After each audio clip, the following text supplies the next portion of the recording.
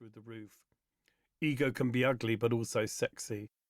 I've learned that who you are can change, but it should only change for the better. Better is a choice. Meditate and say silently, don't think, don't think, don't think. You will think, of course, but play around with holding silence and try thinking stuff that elevates you. You can only understand your mind if you engage with it. I just stopped writing, closed my eyes and started slowly breathing through my nose. I said I am love a few times. Try doing a mudra with your fingers, look it up. Slow breathing in and out of the nose is something I started doing during the pandemic. My friend and sax player James Gardner Bateman told me about the Buteyko method of breathing and I started Googling. I watched endless videos by instructor and author Patrick McCowan. The fact that he was Irish seemed really important. I am British but equally Irish, like that Morrissey song, Irish Blood, English Heart. Irish blood runs through me on both sides and a bit of Welsh too. I grew up in multiracial, eclectic southeast London in the 70s. It was openly racist, which was accepted by many people. Let's all fight for the right to abuse each other. Now with the internet, we no longer have to accept it and we can tell everyone. Has it changed the world completely? No, I just think we're overstimulated now.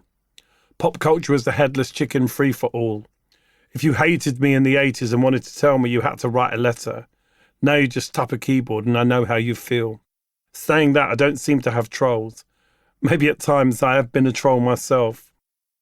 Who am I today? Who did I used to be? Who will I be tomorrow or the next time that you see me?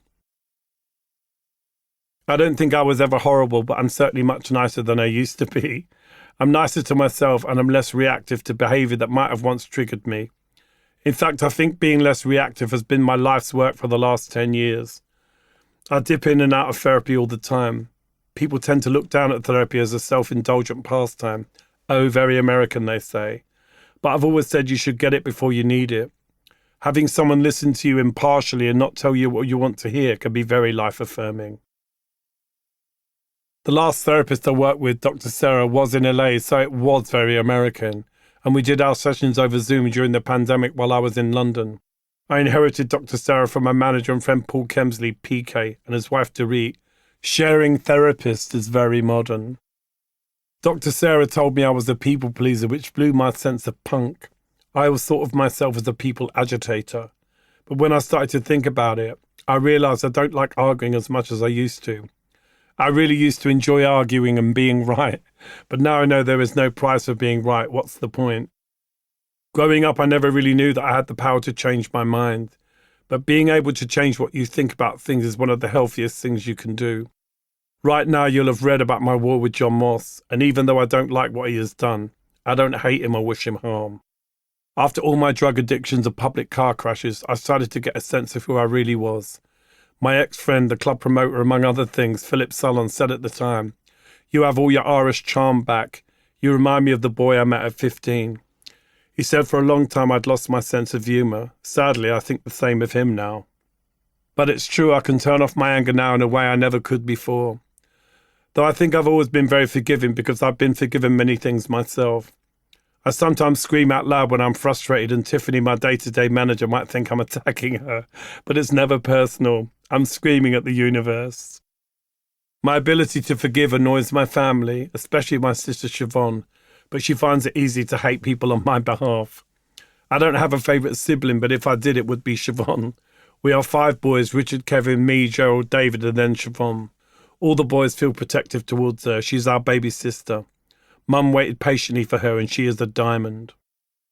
David Bowie used to say I'm not a great finger wagger, and I guess I'm the same. I have morality, but it's not overbearing. I joke that I created myself out of cardboard and glitter, and even now I think very much of myself as a work in progress. Somewhere inside I know hatred is harmful to the self just as kindness is good for one's soul. I walk down the street and force myself to smile. I Google how to be more fun. I want to know everyone's star signs and I judge them accordingly.